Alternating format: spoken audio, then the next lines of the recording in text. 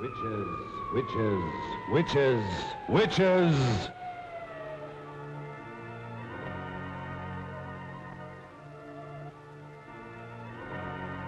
From just beyond the edge of light, from the deeper darkness where no living being has ever walked, comes the terror of those who have given their souls to the devil. This is the story of one such creature. This is the story of a witch. Across the pages of history lurk the ominous shadows of the werewolves, the sorcerers, the witches. Through the ages, man has known the evil that walks in the shadows of the night and has feared the dark spirits of the unknown. What lies behind these monstrous fears that has chilled the hearts of man since the beginning of time? Do these sinister creatures live only in the superstitious minds of ignorant people? Those who have studied the history of the ages and who know the dark secrets locked in the vaults of time, to them, the word witches brings a trembling fear and a shuddering terror.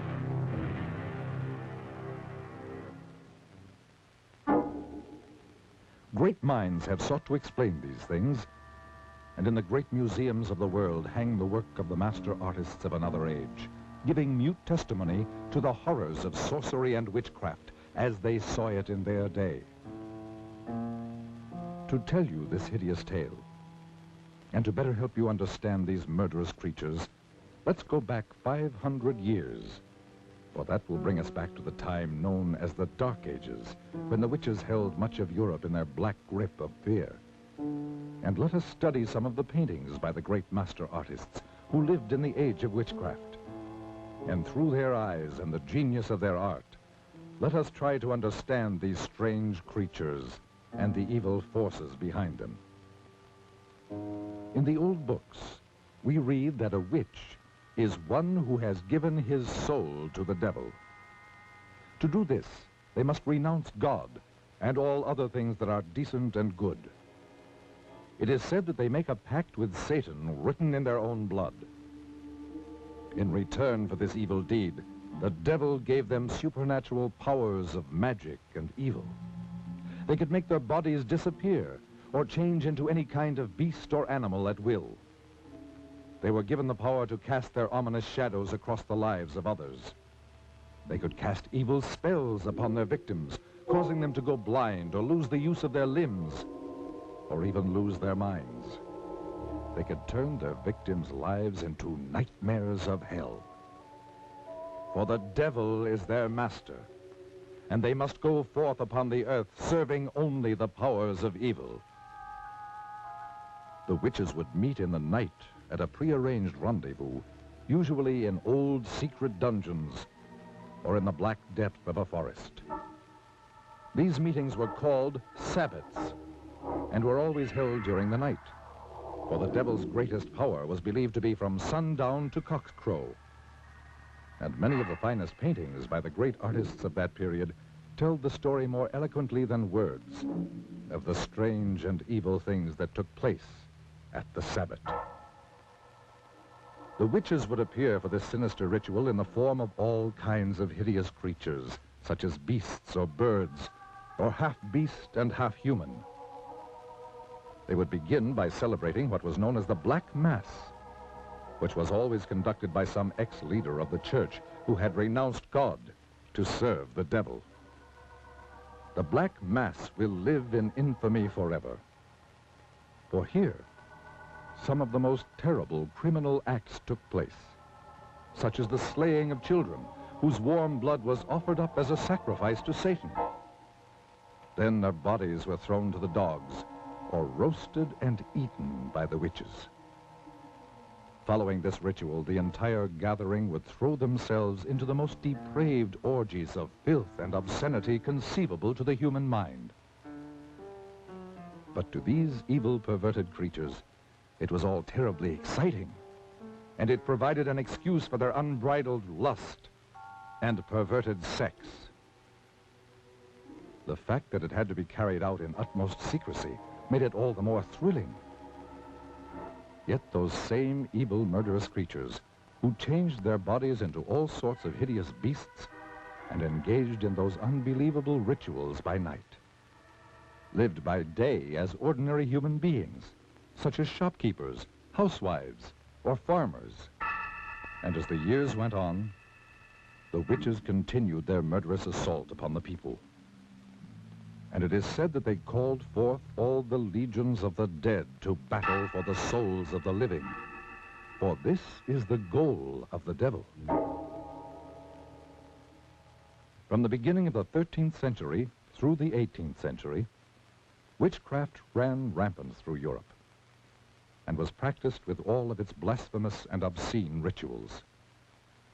So, the Middle Ages became the Dark Ages, the age of witchcraft, the age of fear. But men and women who still had the courage to fight did so with all the weapons they knew. And after 5 centuries, the tide of battle turned. In many European countries, the practice of witchcraft was made a capital offense. Rulers decreed that their countries must be freed of this terrible scourge, and that all convicted of practicing witchcraft must die. Armies were called out to hunt down the witches.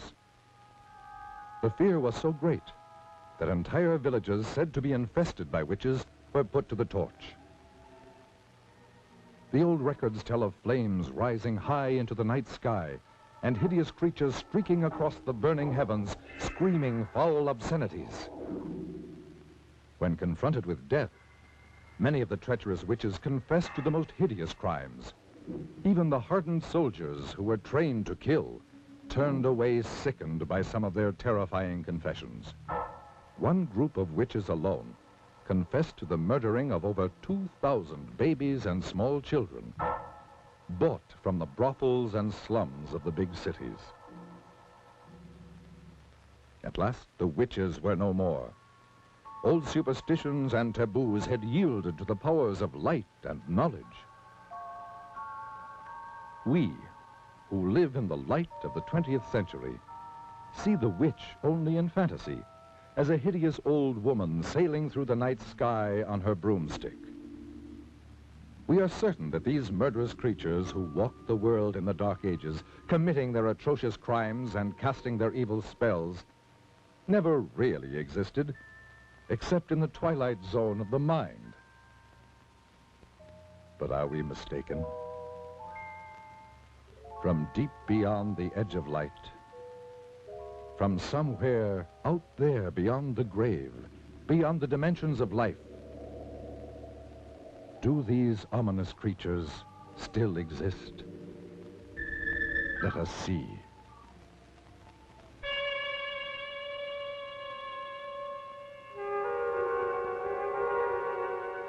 This is the very witching time of night, when churchyards yawn and hell itself gives up contagion to this world.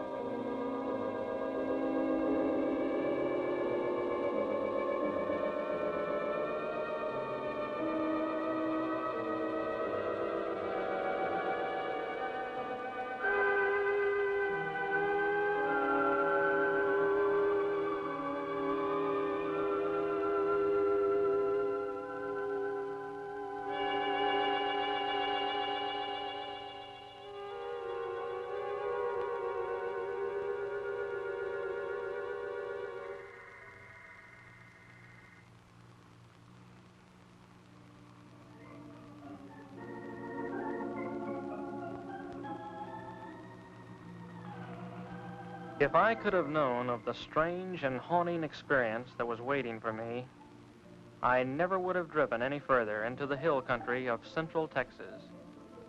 There are those who say that it was all a dream and that it didn't happen at all, nor could it happen in the 20th century. But I tell you, it happened.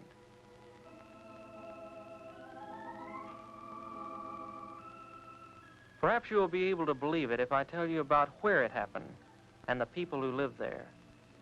To begin with, it was early spring, and there are few places in the whole world as lovely as central Texas in April. But this is not the Texas of cowboy lore, for here, snug in a green valley rimmed by evergreen hills, are trim, clannish, thoroughly German villages. The German settlers came in 1846 seeking religious asylum in America. The green hills, the rocky slopes, and clear rushing streams reminded them of the hills beside the Rhine. From limestone outcroppings in the encircling hills, they built their thick-walled homes, most of them still standing, mellowed to amber by the sun, still occupied by descendants of the settlers. And they have kept the faith that made their grandfathers brave sickness, isolation, and Indian raids, so that it be kept alive. A characteristic of the valley is the great number of bells, church bells, the Abendglocken with evening bells. And there are the school bells which have rung for 100 years, calling the children to schoolhouses that were built by their great-grandfathers. Though English and German are spoken interchangeably, German is taught in the schools and is still the language of social contact and of the home.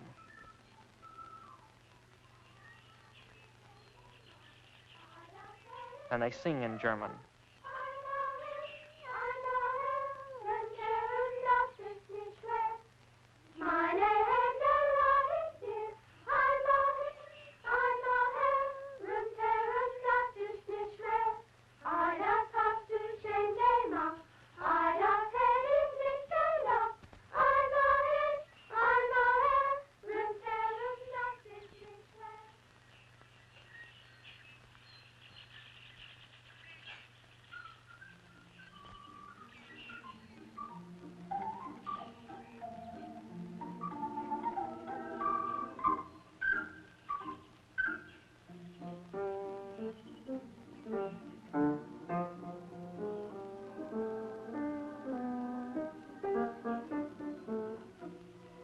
Yes, this was spring, the time of Sangerfest, the singing festival.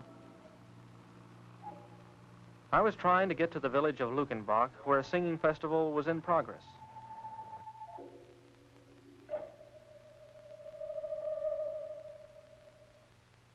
You can joke all you want to about how far a sports car can go on a gallon of gas, but when they're out, they'll sit there like any other car.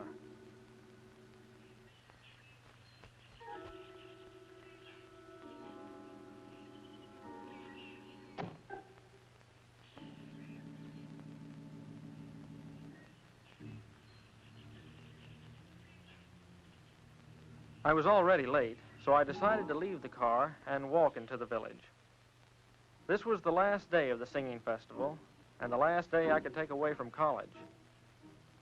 I was writing a thesis on the early Germans in Texas, and the festivals were important to my research.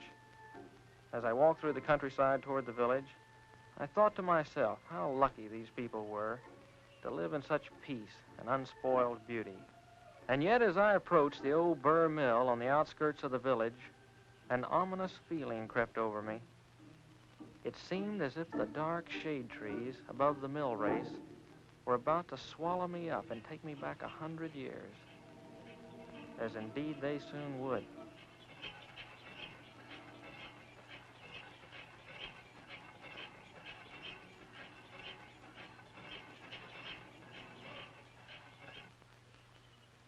Hello there. The Gates. I'm looking for a place to stay for the night. I wonder if you could help me. Schönig sehen, mein Bruder Hans. Good beer. Wiener Schnitzel. Sounds good enough for me. Kirska. Her name was Kirska. It was a pity that such a lovely creature would be the one to tell me that I was too late for the festival. She was dressed in a costume of the old country and had taken some village children to the festival. She said that her grandfather would be glad to have me at the inn.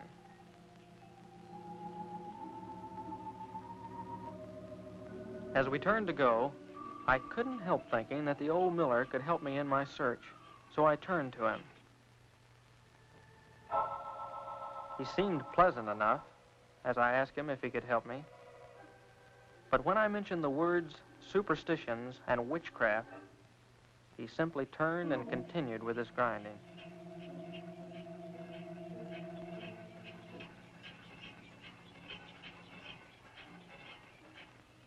I dismissed the old miller from my mind as overly sensitive, and we started walking through the village toward the inn. I tried to ask Kirska questions about the village, but she was interested in what she called the outside, what it was like at college, what kind of clothes were being worn by girls her age. Suddenly I realized that I was out of place in this village, with its century-old homes and clean-swept walks.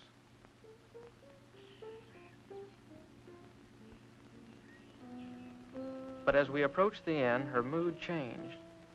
It was as if she wanted to help me, but couldn't find words to explain how. You must be careful. The old ones do not like to speak of the spirits and or hex. And your grandfather? Grandpapa will be glad to have you in our house. He will talk of anything you wish, and much of what you don't.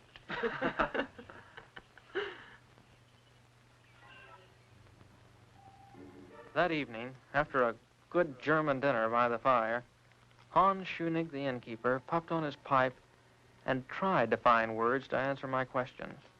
Ja, mein Bruder, the Miller. The villagers, they are afraid to talk of those days when the spirits were about our belly, especially the Lukenbach witch. The Lukenbach witch? I think I talk too much. Surely after all these years it would be nothing if you told me. I will help you when I can, but we must not talk of the witch. But I promise you, I'm not going to say anything to anyone. I'm just interested Good in luck. I had just about given up hope of any help from anybody. Come in.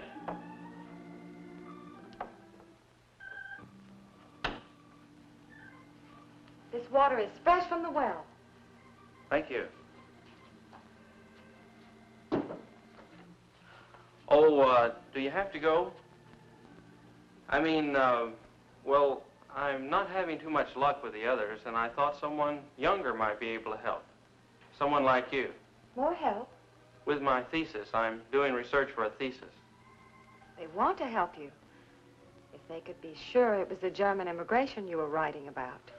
But, okay, so it's not just about the immigration story. So it's also about customs and legends and strange oddities that we're hereabouts. And witchcraft? Listen, I didn't say anything about You can be honest with me. All right, so I'm interested in witchcraft and sorcery in the old colony. What's the harm in that? The old folks do not take these things lightly. I didn't mean to upset your folks the way I did. But what can be the harm in a guy researching something that happened over 100 years ago? You would have to live here to know us, to understand these things. You're what we call friender. You're from the outside. They don't trust you. Are they trying to hide something? Don't you? Why are you so interested? It's just an academic hobby with me. I know there's a lot of talk about witches and warlocks and stuff like that, and a lot of people actually believe it. But I've done a lot of research on witchcraft, and I actually believe it can be boiled down to a simple mathematical and economic formula. How do you mean? Look, in any history book, in any age where there was widespread famine, sickness, want, you find an outbreak of women being denounced as witches. In the late Middle Ages, thousands of people were executed in Europe and England. In Massachusetts, 20 witches were put to death. All of these were times of widespread disease and hunger. But when your people first settled in this country, they had not only disease and hunger to contend with, they had the Comanche Indian raids as well. Little wonder, then, that the ugly word witchcraft was heard in the new colony. But what pleasure can you get from studying about all this? To better understand the witch hunts we have today. Witch hunts? You would think that after the delusions of New England and early Texas, the urge to hunt witches would have disappeared from the Western world, but nothing of the kind. The medieval idea of witchcraft was replaced with things like race and nationality. What can I do to help? Your grandfather mentioned the Lukenbach witch, but caught himself when I tried to find out more about her. Now, I've heard of this case before. Can you tell me something about her? There was a woman called the Lukenbach witch. My grandfather and granduncle will not talk of it because it was their grandfather, Schoenig, who denounced her. The settler that built this inn? Yes. In this very room. In that very bed. Don't leave now. I have an old book, very old, which will tell you all about it. But you must not tell the others about the book. You have my word. I'll just be a minute. Kirska. Yes. You have the sweetest smile. Is that what the college boys are telling all the country girls this year? No, I really mean it. I believe you. It's just that I don't ever really notice anyone until they get a little bothered and light up like a candle. You know, with your German good looks set off with something simple and black, you'd look like a little cameo. I'd better hurry.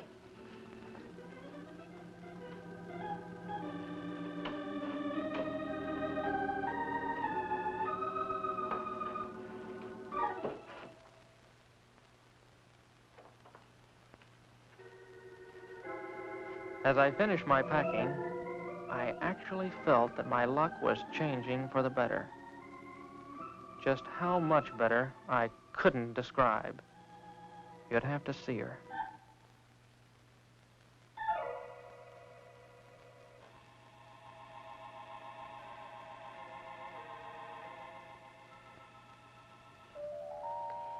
You said something simple and black. I did? Oh, yeah, I did.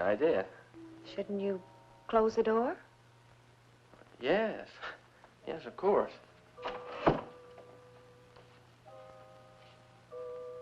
I'm not sure I've got you figured. Because I asked you to close the door? Well, yeah, that and And you wouldn't want Grandfather to know we were alone? No, I wouldn't. Oh, you didn't think I wanted to be alone with you? No. Well, to tell the truth, I'm not sure what I thought at the moment. I'll tell you. You didn't think little country girls ever thought of being alone and things and life? But, Well, who knows more about life and things and being alone than farm people? Well, It's just that farm people don't talk about it too much. Too much talk ruins it. I'll be... I'd better give you your book now and go. Because after giving you your book, I have no reason to stay. Except on one condition. And that wouldn't be fair to you.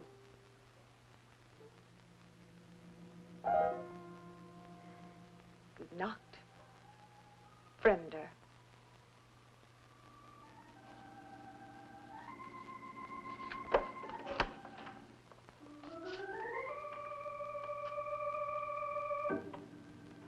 Well, I'll be damned.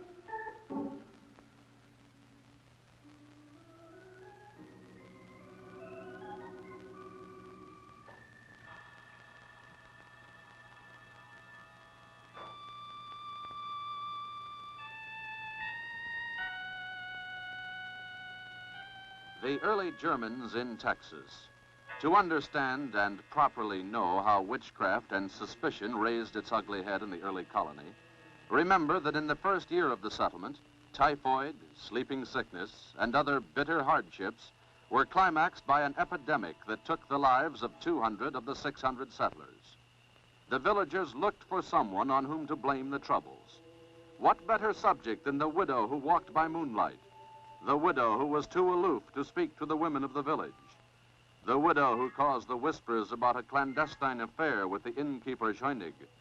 The widow witch, they called her. Witch? It must be remembered that this was a time when a man of power could conveniently denounce as a witch any woman discovered with him in his bed. Such a man was Otto Scheunig. Yeah.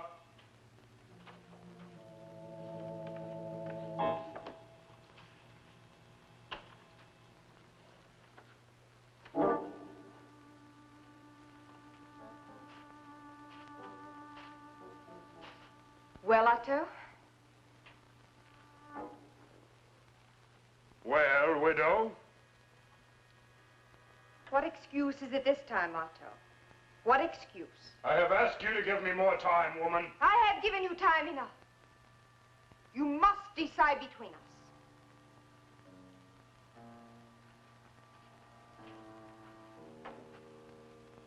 I cannot break charity with my woman while she is infirm. The villagers are talking. I hear their mouthing when I pass their doors. What are they saying, widow? They're saying that I have taken the bed of an invalid wife. They're blaming me for their miseries. The curdling of milk and the spoiling of butter. They say it is the curse of the widow witch. My washerwoman tells me that on Sunday last, the preacher read from the Old Testament. Thou shalt not suffer a witch to live. You must take me away from all this. I cannot break charity with my woman while she is infirmed. You have broken charity with me? What am I? A chattel to be used when convenient? To function where your wife cannot? To lie with, but not to marry? Quiet, woman. Keep your tongue. I'll not be silent. For I fear this talk of witches was born with you. Is it you who have woven this web of spectral evidence about me? Is it you who have called me a witch? Oh, your face belies you, Otto. Would you have me burned?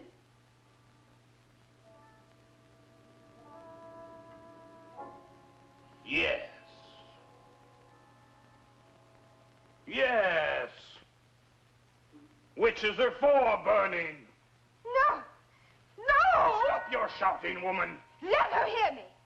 Let all hear me. You belie me. They're here now. The elders are here to learn how you cast your demoniac spell over this house. No! No, you lie! I have told them how you cast your spell over my wife to make her invalid. She is in league with the devil. The widow is a witch. That same night, under cover of darkness, they took the widow to the graveyard. There are those who said that she waited proudly without fear, and that she whispered over and over, Tot au alle Schönigs, death to all Schönigs. I will return. And with the self-same spire, I will kill all who bear the name of Schönig. How convenient for Otto Schönig that there could be no trial. Death would be by post oak spire. They buried her not 100 yards from where she had lain with the cruel and deceptive Otto Schönig.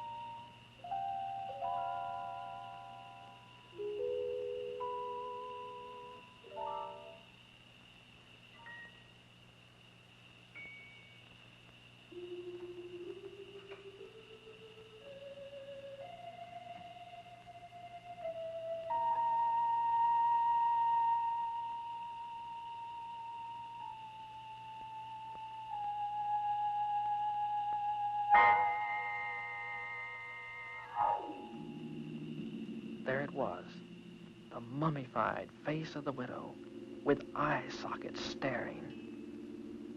And among the crumbling bones, the stake, now petrified stone. What a prize. If I could but take the stake, and the temptation was too much.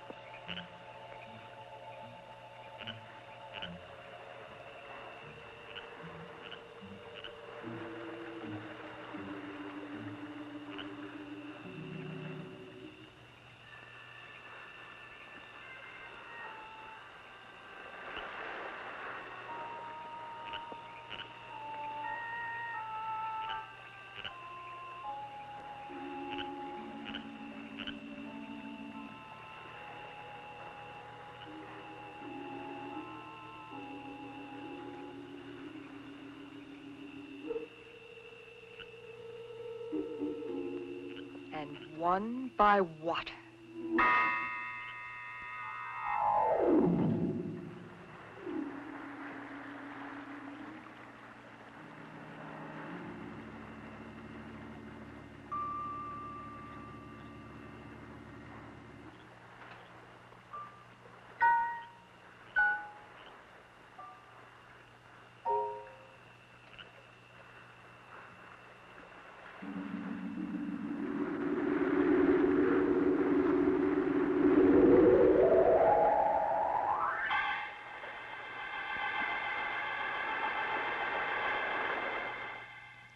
The next morning, the elders came to the inn.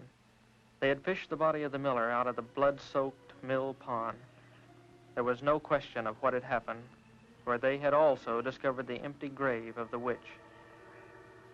I tried to speak up, but words wouldn't form in my mouth. This was all a dream, I wanted to tell them. This thing didn't happen. But as the elder continued to talk, the sudden realization came to me that it was true. I had uncovered a grave of a witch, and now, after 100 years, she had returned to avenge herself.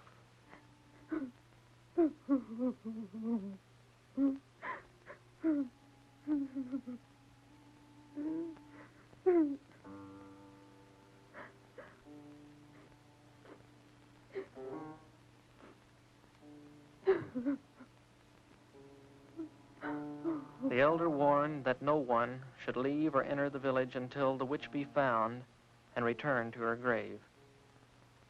Surely the witch would not stop at one death. Where would she strike next? The only two villagers with the name of Schoenig were the innkeeper Hans and Kirska. As the moon rose, we did all we could do, bolt the shutters and wait.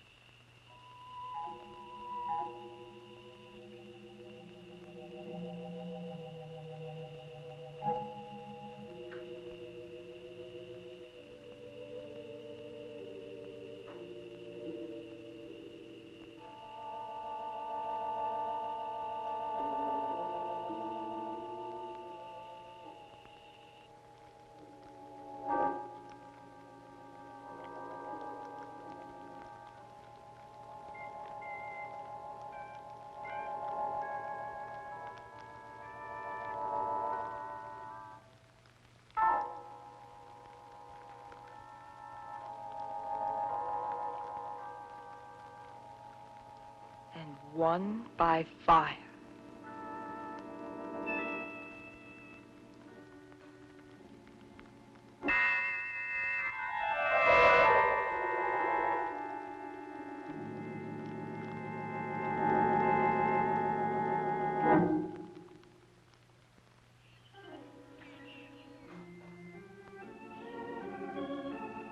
I was the guilty party.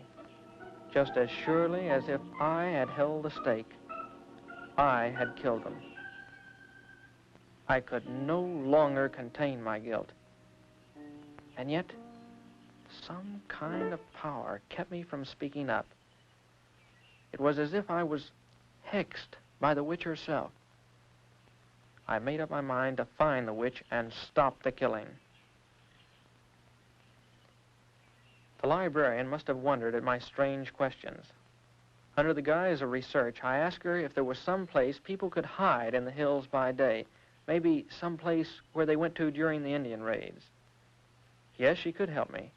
There were some caves downstream from the mill. I had my information.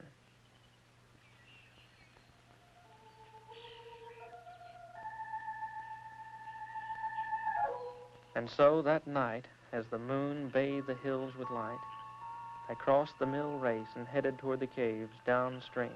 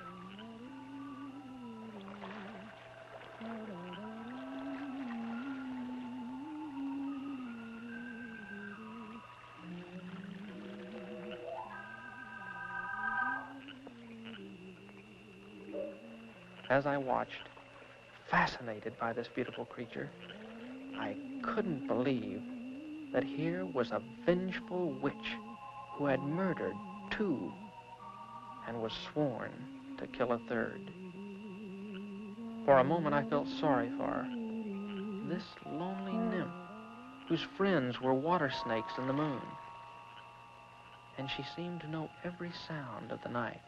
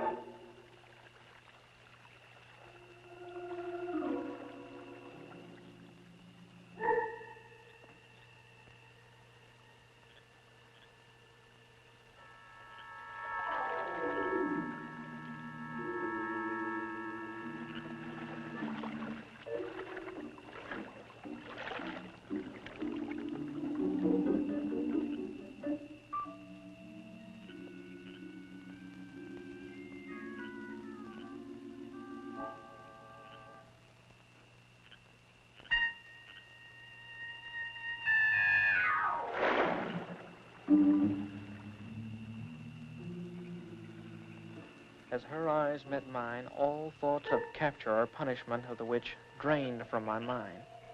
I was helpless. Her power and beauty engulfed me, and I found myself completely obeying her will. I followed quietly as she picked up the gown she had torn from Kirska's back.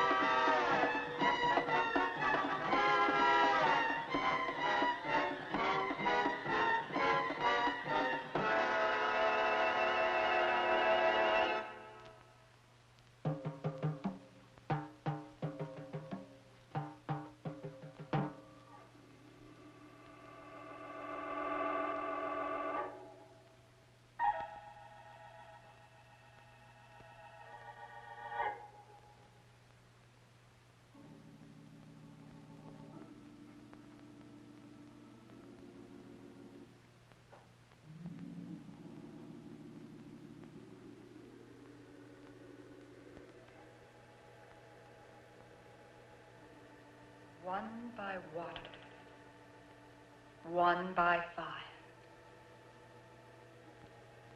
But all shall die by the self-same spire.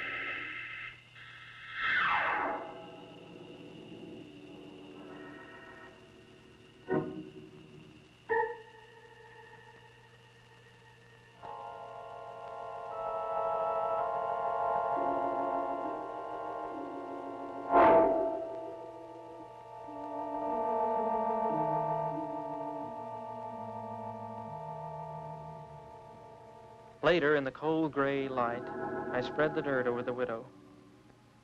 My feelings were mixed. Here was a woman who had taken 2 lives. Yet she had been denounced maliciously and killed by the same stake. Was she witch or wronged widow? It is not for me to say. I am only glad that her tempest is over and she has returned to her 100-year sleep.